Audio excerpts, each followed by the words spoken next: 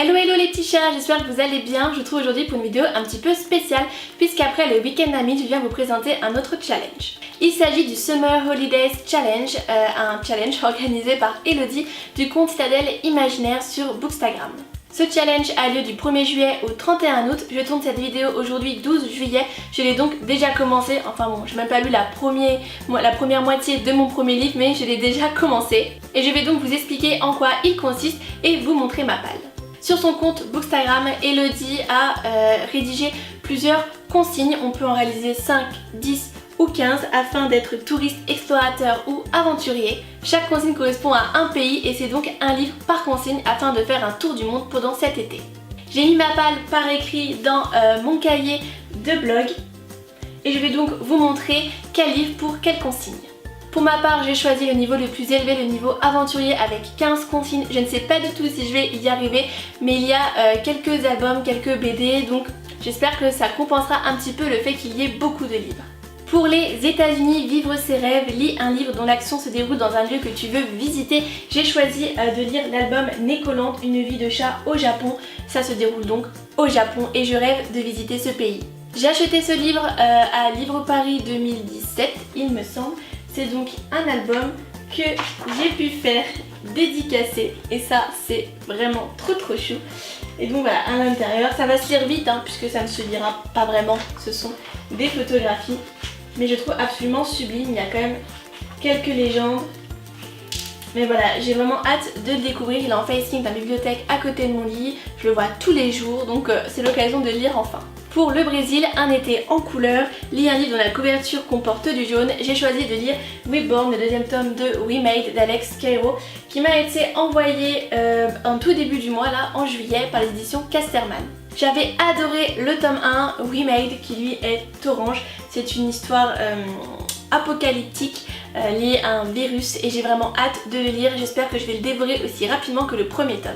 Pour l'Inde, début d'une nouvelle ère, il fallait donc commencer une nouvelle série. C'était l'occasion de lire le livre que j'ai gagné des éditions Pocket Jeunesse, Animas, le tome 1, l'héritier de C.A. Arguet. Donc c'est donc le début d'une nouvelle série.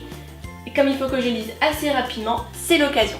Pour le Maroc, bienvenue au Bled, il fallait lire un livre dont l'action se déroule dans un endroit restreint. J'ai choisi Phobos, forcément le tome 2 de Victor Dixon chez Collection R. J'avais adoré le premier tome, je crois même que ça avait été un coup de cœur. C'est donc un livre qui se passe dans l'espace, sur la planète Mars et j'ai hâte de lire. Et c'est même celui que j'ai commencé.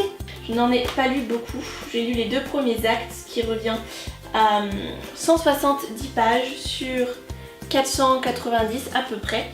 Enfin voilà, j'aime beaucoup, ça se déroule donc dans l'espace, sur Mars, parfait pour cette consigne. Pour le Congo, à l'aventure, il fallait lire un livre dont l'action se déroule dans la jungle ou la forêt. Franchement, quoi de mieux que le livre de la jungle, s'il vous plaît. Donc voilà, l'après livre de la jungle, Kipling et Brax, publié chez Milan, un livre que j'ai acheté au SLPJ de l'année dernière, il me semble. C'est un album absolument splendide.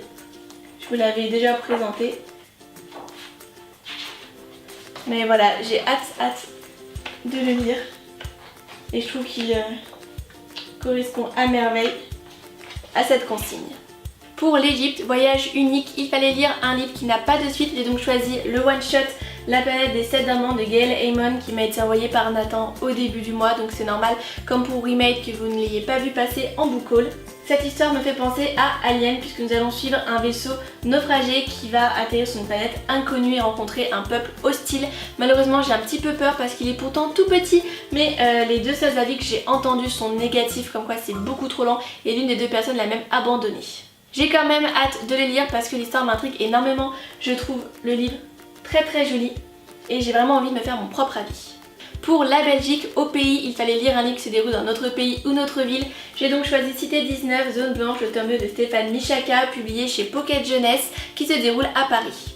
J'ai lu le tome 1 il y a peut-être 2 ans et le plus idiot dans cette histoire c'est que j'avais adoré et la fin m'avait vraiment donné envie de lire la suite que je possédais déjà, mais vous voyez 2 ans après, la suite est toujours dans ma palle. Pour la Laponie, coup de froid, il fallait lire un livre sans prise de tête. J'ai donc choisi Nous deux à l'infini de Fleur Anna, publié chez Harlequin, qui est une romance que je pense être sans prise de tête, qui en plus n'est pas très gros donc ça va compenser certains pavés. Après je sais que je vais recevoir connexion immédiate de Gallimard Jeunesse. Et oui, nouveau partenariat avec Gallimard, je suis vraiment ravie. Mais ce livre-là est énorme, beaucoup plus que celui-ci, mais il faudra quand même que je lise rapidement. Donc c'est possible qu'il remplace ce livre-ci. Pour l'Écosse, paysage verdoyant, il fallait choisir un livre dans lequel la nature est omniprésente. J'ai donc choisi le tome 4 de Couchy, la fille du vent de Patrick Marty et Golozao qui m'avait été envoyé par l'édition Faye. C'est le dernier tome, donc ça me permettra de terminer la saga. Franchement, en plus c'est minuscule, ça va se dévorer. Et les 3 premiers tomes sont chroniqués sur le blog, comme d'ailleurs le premier tome de Cité 19. Pour l'Australie, paysage désertique, il fallait lire un livre de moins de 200 pages. J'ai donc choisi le comic jeunesse Ben Springs de Cady Fedoruk, publié chez Robinson, le nouveau label comics jeunesse des éditions Hachette. Je pense que ça va se lire très rapidement, c'est jeunesse, très mignon, ça fait donc moins de 200 pages, donc voilà, j'ai hâte de le découvrir, en plus c'est une nouveauté donc c'est plutôt cool. Pour la France, Marathon Bonheur, il faut terminer une série dont tous les tomes sont parus. J'ai donc choisi le tome 2 de Suzanne Hopper, Les Forces Fantômes d'Anne Pichotta et Sandrine Wolf, publié chez XO Jeunesse.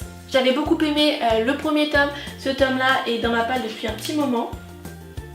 Depuis le 4 décembre 2016 exactement. Je l'avais acheté au SLPJ, il me semble. Donc voilà, c'est l'occasion de terminer la série puisqu'elle ne fait que 2 tomes. Pour la Grèce, dans le grenier, il faut choisir un livre présent depuis beaucoup trop longtemps dans sa palle. J'ai donc choisi Entretien avec un vampire, l'histoire de Claudia, d'Anne Rice, adaptation graphique de Ashley Mary Witter, publiée chez Pika Graphics.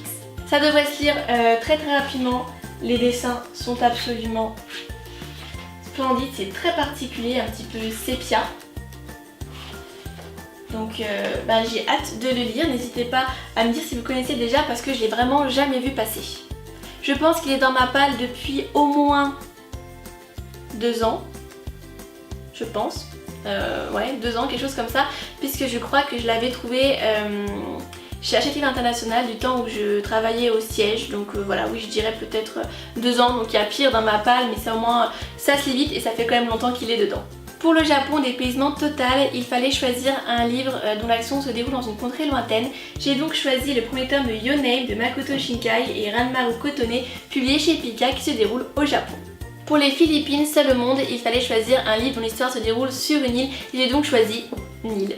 Le tome 3, La colère de Nil de Lynn Matson, publié chez Pocket Jeunesse. Ce sera également l'occasion de finir la trilogie. D'ailleurs, vous pouvez retrouver les chroniques des 2 premiers tomes sur le blog. Enfin, pour le dernier pays, la Russie, pavé littéraire, il faut lire un livre de plus de 500 pages. J'ai donc choisi un titre de 507 pages qui m'a été envoyé au tout début du mois de juillet. Il s'agit du Wonderling de Mira Bartok, publié collection Air Jeunesse, qui m'a été envoyé par la maison d'édition. Et admirez cette beauté, il est absolument splendide. Je n'en ai entendu parler qu'une seule fois et encore, il était simplement sur une photo. Il n'y avait pas vraiment d'avis. Mais il a l'air juste génial, un petit peu conte, fable. D'ailleurs, il y a simplement marqué foyer de Mademoiselle Furoncle pour créature bâtarde et ingérable. Vous êtes-vous déjà retrouvé avec une créature fraîchement orpheline sur les bras ou dont personne ne veut? Nous avons la solution, ça va être assez space. En tout cas, certes il est gros, mais comme c'est de la jeunesse, j'espère que ça se lira rapidement. Et voilà, je vous ai présenté toute ma palle pour ce challenge Summer Holidays. Sachant que pour choisir quel titre je lis, j'ai fait une petite jarre avec dedans des petits papiers avec donc les noms des titres forcément, mais aussi 3 autres petits papiers un petit peu joker, voilà, où quand je les tire, je choisis le livre que je veux parmi ma palle. N'hésitez pas à me dire si vous aussi vous avez déjà fait ou si vous faites en ce moment des challenges littéraires. En tout cas, pour ma part, ça faisait un petit moment que je n'en avais pas fait. Vous pouvez d'ailleurs retrouver les autres répertoriés sur le blog. Je suis très contente en tout cas d'avoir commencé celui-ci, le principe me plaît beaucoup. Ça me permettra de vider ma palle. N'hésitez pas à laisser un petit pouce bleu si vous avez aimé cette vidéo, à vous abonner et je vous dis à très bientôt. Ciao!